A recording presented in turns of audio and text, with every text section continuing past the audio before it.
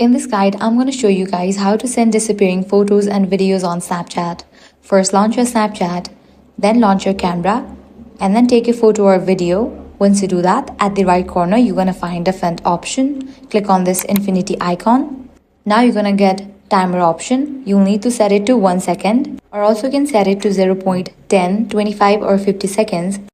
But this will require subscription, so you can set it to 1 second and send it. With this, whenever the person opens your snap, it will disappear. The person won't be able to reopen it. Likewise, what you can do is customize the chat setting. For that, hit back, press and hold on the conversation, click on the option chat and notification settings.